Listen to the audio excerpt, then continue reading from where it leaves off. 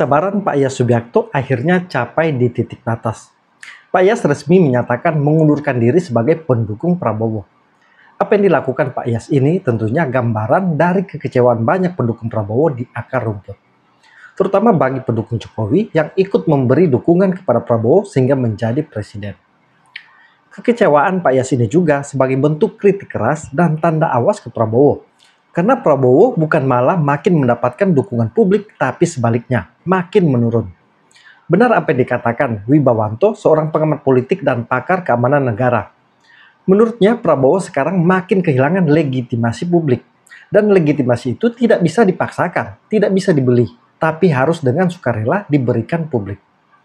Yang membuat legitimasi publik ke Prabowo makin merosot tidak lain karena ulah Prabowo sendiri. Apa yang dia janjikan tidak dia laksanakan. Ingin menghukum berat koruptor, malah yang sudah dinyatakan hakim sah dan meyakinkan bersalah dalam kasus Tipikor malah mendapatkan pengampunan dengan amnesti dan abolisi.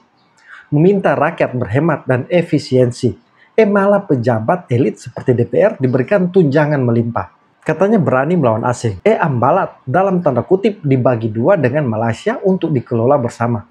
Padahal Ambalat sudah jelas-jelas diakui dunia internasional adalah milik Indonesia.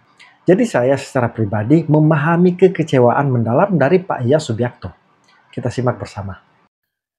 Selamat pagi Indonesia. Kepada yang terhormat Bapak Prabowo, saya mau menyampaikan mohon maaf sekali.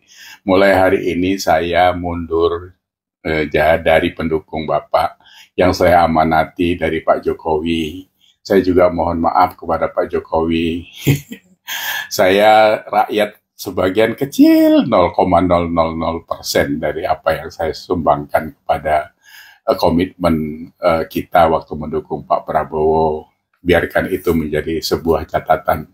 Tapi sebagai warga negara, saya masih berkomitmen tetap memberi masukan, kritikan, membangun, bukan karena kebencian.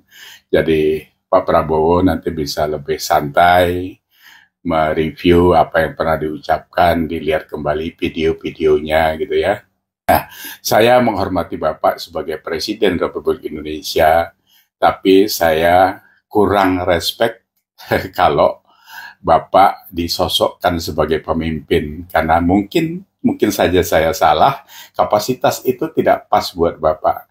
Karena seorang pemimpin itu harus konsisten, tidak lupa kepada ucapannya, janji-janji kepada masyarakat atau rakyatnya.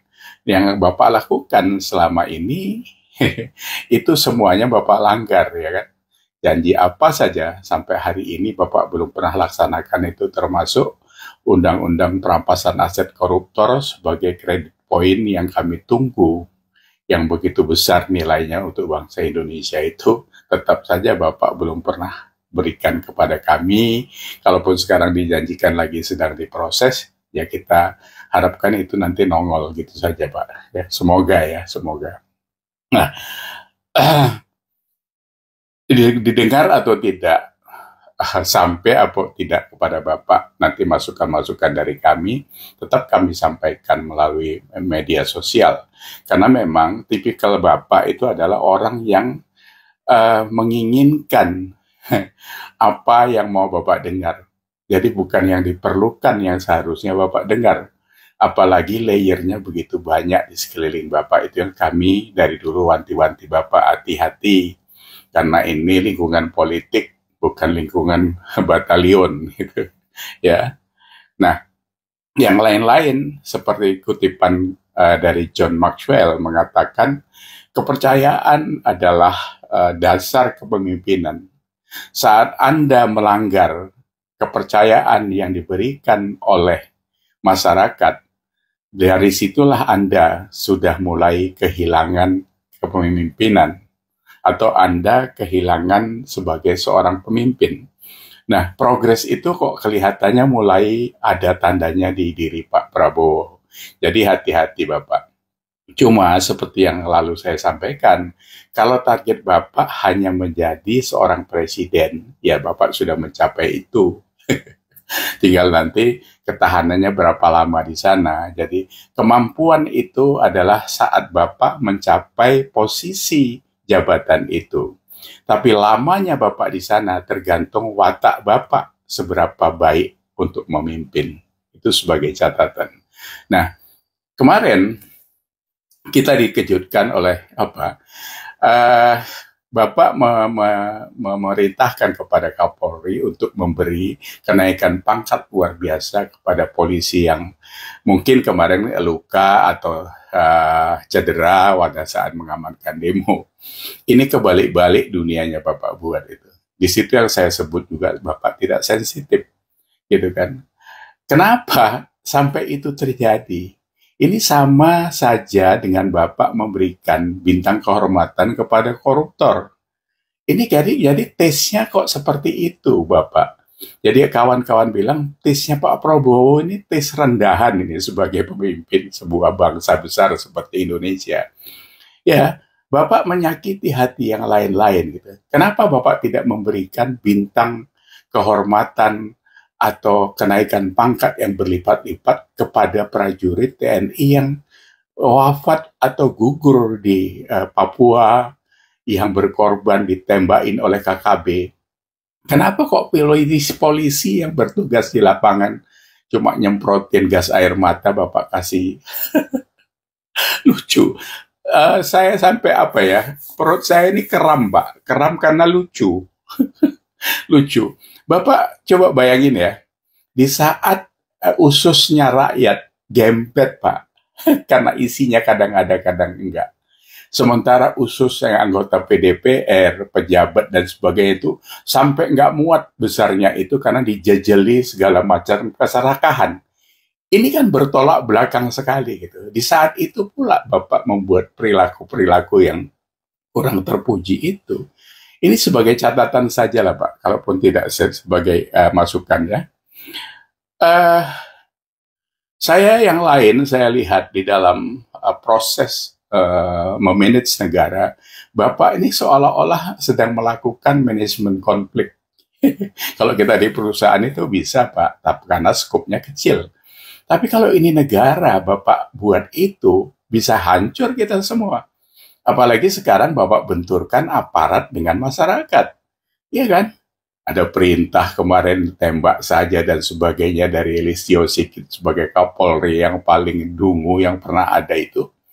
Terus para Polri di lapangan makin beringas karena dia pikir ya ini memang kesempatan gitu, karena capek, ada tekanan dan sebagainya. Lucu Kak, lucu sekali, lucu sekali.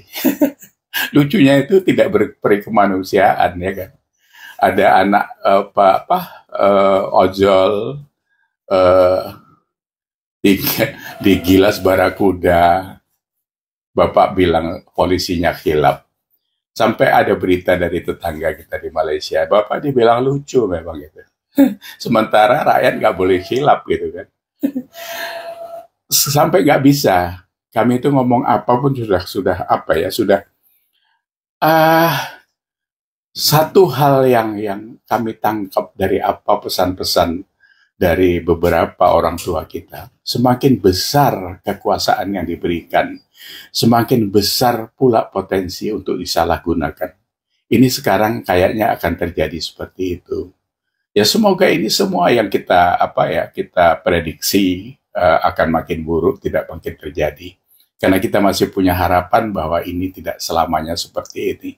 Bapak punya satu periode 4 tahun lagi, karena ini sudah masuk bulan ke-11. Semoga bisa recovery dengan baik. Itu saja doa kami. Tapi untuk mendukung dan berharap lagi dengan Pak Prabowo Subianto, kami sudah hopeless, khususnya saya. Saya sudah bilang di keluarga, ya sudahlah, dulu kita ikut Pak Jokowi, sekarang kita tarik lagi dukungan itu. Kita tunggu saja nanti, mana tahu ada pengganti-pengganti yang lebih bermartabat dan bisa membawa Indonesia ke jenjang pemain dunia, negara maju dan sebagainya, seperti dicita-citakan oleh kita semua. Ya. Lanjutkan saja perjuangan, cuma harus penuh dengan kewaspadaan, karena sekarang kita sudah dibenturkan antara aparat dengan kita, jadi harus hati-hati, karena aparat bisa rugi, kita bisa rugi juga, yang rugi juga Indonesia ini nanti kan. Nah, itu yang saya saya pesankan kepada teman-teman, lihat di lapangan seperti apa situasinya kalau Anda mau berorasi atau apa saja kegiatan di lapangan, karena kondisinya tidak kondusif. Jadi ini yang kita hadapi sekarang. Kita tidak tahu membacanya, ini ada ilmu di marketing antara taktik dan strategi. Tapi itu dalam skop yang kecil itu bisa dipakai. Tapi kalau ini untuk ngurusin negara, untuk dicoba-coba antara taktik dengan strategi, bisa bubar kita semua. Jadi sekali lagi Pak Prabowo, selamat berluncur ya. Semoga Anda bisa menjawab apa-apa, karena sekarang ini kan Pak Prabowo lagi ada di China ya, atas undangan Xi Jinping. Saya nggak tahu Bapak ditanya di sana gimana Jakarta gitu, entah apa jawabnya gitu kan. Tapi itu urusan Bapak lah ya, bisa menutupi dengan baik ya alhamdulillah. Tapi sekarang PBB juga sudah bertanya, tetangga-tetangga sudah bertanya. Ini sebenarnya membuat image kita makin tidak baik ya. Sudah banyak koruptor, DPR sudah disorot ke sana sini, pejabat disorot ke sana sini. Kita nomor berapa sekarang ranking negara terkorup itu Pak? Nomor 3 di dunia atau berapa itu? Masa itu mau dinaikkan tingkatnya lagi menjadi nomor 1? Ya, jadi rekan-rekan tetap berjuang, tapi nggak usah terburu-buru, santai aja. Kan ada tuntutan 17 plus 8 yang kita kasih waktu sampai tanggal 5 September itu. Coba nanti itu kita tunggu ya, bagaimana reaksinya. Apakah itu bisa terrealisir atau tidak, atau kita digertak lagi nanti ini kan gitu. Oke teman-teman, sampai ketemu lagi. Selamat berjuang, semoga sehat, semuanya sehat, kita sehat untuk Indonesia yang lebih sehat. Saya memaklumi kekecewaan besar dari Pak Yas yang menaruh harapan besar agar Prabowo menjadi pemimpin yang meneruskan arah kebijakan Jokowi. Tapi makin kesini malah makin bertolak belakang dan pada akhirnya menyulut kemarahan publik. Pak Prabowo lupa apa yang terjadi di Indonesia juga tidak luput dari amatan dunia internasional. PBB sudah bersuara terkait demo yang memakan korban jiwa dan memberikan warning. Pak Prabowo pun mulai diolok-olok di publik, seperti saat Pak Prabowo ke Cina baru-baru ini, tapi tidak berjalan berjejer bersama pemimpin besar, malah hanya di belakang. Di beberapa platform media sosial seperti X, hal itu sudah menjadi gunjingan. Pak Prabowo seperti tidak punya pengaruh di level pemimpin dunia internasional. Mungkin mereka berpikir, di dalam negeri saja kacau balau, tidak bisa ditangani Pak Prabowo. Jadi apa yang bisa diberikan untuk dunia internasional? Jadi masukan untuk Pak Prabowo untuk lebih banyak mendengar suara rakyat daripada bisikan dari elit partai politik. Karena jika tidak ada perubahan, saya menduga akan banyak pendukung Bapak yang nantinya mulai meninggalkan Bapak seperti Pak Iyas Subiakto. Salam kontra narasi.